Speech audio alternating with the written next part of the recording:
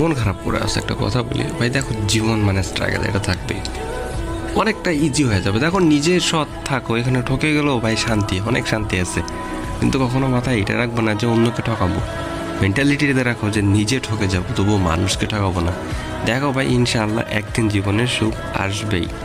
কারো থাকায় কিংবা না থাকায় আমার বিন্দু পরিমাণও যায় আসে না, কিন্তু আমার খারাপ লেগেছিল তখন যখন আমি দেখেছি যে আমি আমার থেকেও বেশি যাকে বিশ্বাস করেছি সে যখন বদলে গিয়েছে।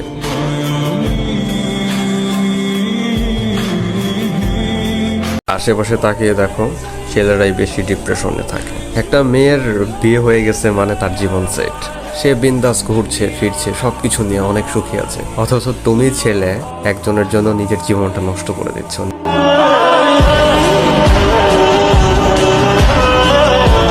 পুরুষ মানেই তোমাকে প্রতিষ্ঠিত হতেই হবে যে কোনো মূল্যে।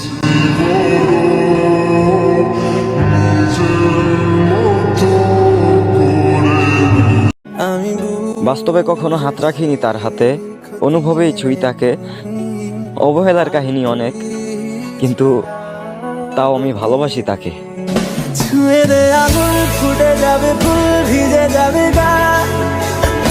আমি জানি যে আমার সময়টা হয়তো খুবই খারাপ যাচ্ছে, বিষয়টা হয়তো কারো কাছে ব্যাখ্যা করতে পারছি না, অনেকের কাছে হাস্যকর, অনেকের কাছে আপত্তিকর, কিন্তু একদিন ইনশাআল্লাহ সব কিছু থেকে বের হয়ে আসবো।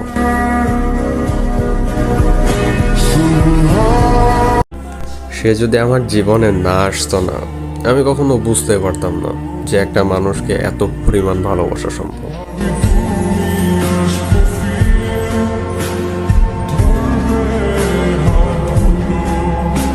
এখন তুমি যদি বলো বন্ধুত্ব বা বেস্ট ফ্রেন্ড, আমার প্রয়োজন নাই ভাই। আমার কি প্রয়োজন যদি তুমি আমার খারাপ সময় পাশে না থাকো? আমি কি তোমার সাথে শুধু আমার সুখগুলো শেয়ার করতে চাই? হোয়াট দ্য হেল ব্রো, প্রয়োজন নাই এরকম বন্ধুত্বর। সারা জীবন মানুষদেরকে বুঝিয়ে আসলাম, অথচ দিন শেষে দেখি আমি নিজেই অবুঝ।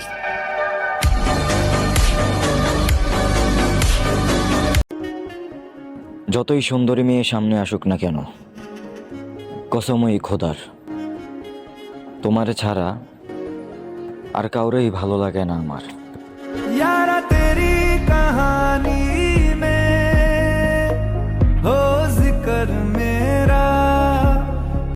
মানুষ থাকে না, থেকে যায় তাদের স্মৃতিগুলো। খারাপ মানুষ ঠকে না, ঠকে যায় ভালো মানুষগুলো।